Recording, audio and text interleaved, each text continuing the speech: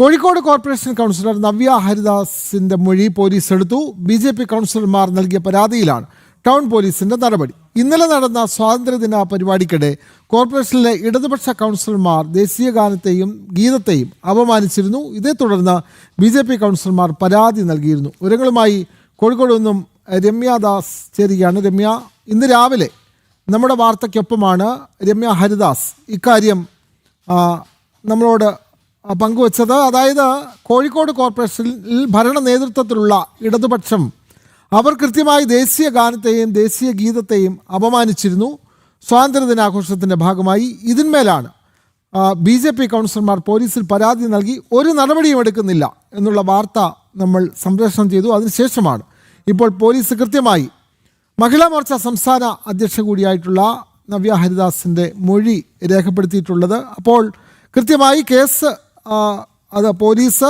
Register ചെയ്തിരിക്കുന്നു എന്നുള്ള വിവരം, പരാതിയുടെ അടിസ്ഥാനത്തിൽ കേസിന്മേലുള്ള മൊഴി രേഖപ്പെടുത്തിയിരിക്കുന്നു. കൂടുതൽ വിവരങ്ങൾ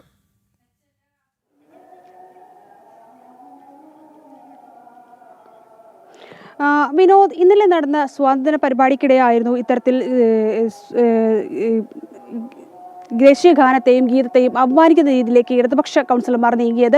ഈ വിഷയത്തിലായിരുന്നു ബി.ജെ.പി. കൗൺസിലർ നവ്യ ഹരിദാസ് ഉൾപ്പെടെയുള്ളവർ ടൗൺ പോലീസിൽ പരാതി നൽകിയിട്ടുണ്ടായിരുന്നു ഈ വിഷയവുമായി ബന്ധപ്പെട്ട്. ഇതിൽ നമ്മൾ രാവിലെ തന്നെ റിപ്പോർട്ട് ചെയ്തതാണ്. കാരണം ഈ ഒരു വിഷയവുമായി ബന്ധപ്പെട്ട് പരാതി നൽകിയിട്ടും പോലീസ് യാതൊരു വിധത്തിലേക്കുള്ള നടപടിയിലേക്കും നീങ്ങിയിട്ടില്ല എന്നുള്ളത്. പക്ഷേ ഇതേ തുടർന്നിട്ടാണ് ടൗൺ പോലീസ് നവ്യ ഹരിദാസിൻ്റെ കൗൺസിലറും മഹിളാ മോർച്ചയുടെ സംസ്ഥാന അധ്യക്ഷ കൂടിയായിട്ടുള്ള നവ്യ ഹരിദാസിൻ്റെ വീട്ടിലെത്തുകയും പ്രാഥമികമായി മൊഴി രേഖപ്പെടുത്തുകയും ചെയ്തിട്ടുള്ളത്. നിലവിൽ കേസ് എടുത്തിട്ടില്ലെങ്കിലും പ്രാഥമികമായി ഈ വിഷയവുമായി ബന്ധപ്പെട്ട മൊഴിയാണ് പോലീസ് ഇപ്പോൾ നിലവിൽ രേഖപ്പെടുത്തിയിട്ടുള്ളത്. കാരണം ഇന്നലെ നടന്ന ഈ സംഭവത്തിൽ കൃത്യമായി തന്നെ ദേശീയ വന്ദേമാതരം ആലപിക്കുമെന്ന് ബി.ജെ.പി. കൗൺസിലർമാർ ഉൾപ്പെടെ നൽകിയിരുന്നു. പക്ഷേ അതിനിടയിൽ ഇവർ ദേശീയ ഗാനം ആലപിക്കുകയും തുടർന്ന് ദേശീയ ഗീതം തുടർന്നുകൊണ്ടിരിക്കെ അവിടെ നിന്ന് തിരിഞ്ഞു നടക്കുകയാണ് ഉണ്ടായത്. അത്തരത്തിൽ ദേശീയ ഗാനത്തെയും അതുപോലെ തന്നെ ഗീതത്തെയും ഒപ്പം തന്നെ അപമാനിക്കുന്ന നടപടിയിലേക്ക് ഇടതുപക്ഷ കൗൺസിലർമാർ കടക്കുകയായിരുന്നു. തുടർന്നാണ് ഇത്തരത്തിൽ ബി.ജെ.പി. കൗൺസിലർമാർ ഉൾപ്പെടെ ടൗൺ പോലീസിൽ പരാതി നൽകിയത്.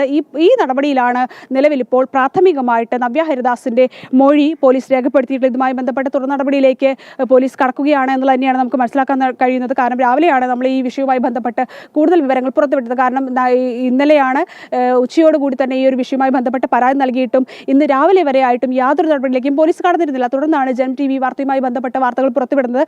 തുടർന്നായിരുന്നു ഇത്തരത്തിൽ പോലീസിന്റെ ഒരു നടപടിയെല്ലാം ഉണ്ടായിരുന്നത്. കാരണം കൃത്യമായി തന്നെ ഈ വിഷയവുമായി ബന്ധപ്പെട്ട് ഇടതുപക്ഷ കൗൺസിലർമാരിൽ നിന്ന് തന്നെ ഇത്തരത്തിലൊരു പരാതിയുമായിട്ടും വന്നിട്ടില്ല. കാരണം പക്ഷേ അവർക്കറിയാം, നവ്യ ഹരിദാസും പറഞ്ഞു വെക്കുന്ന അതാണ്.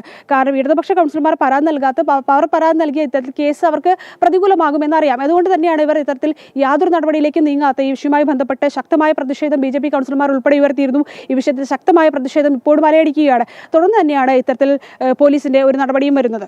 വിനോദ്, വ്യക്തമാണ്. കോഴിക്കോട് കോർപ്പറേഷനിലാണ് ദേശീയ ഗാനത്തെയും ദേശീയ ഗീതത്തെയും ഭരണ നേതൃത്വത്തിലുള്ളവർ അപമാനിച്ചു അല്ലെങ്കിൽ അതിനെ നിന്ദിച്ചു എന്നുള്ള തരത്തിൽ ബി.ജെ.പി. കൗൺസിലർമാർ പരാതി നൽകിയത്. പരാതിയിന്മേൽ ഒരു നടപടിയും ഉണ്ടായില്ല.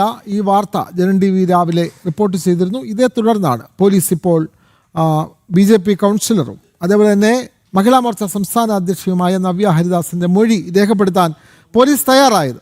ഈ വാർത്ത റിപ്പോർട്ട് ചെയ്യുകയായിരുന്നു കോഴിക്കോട് നിന്നും രമ്യ ദാസ്.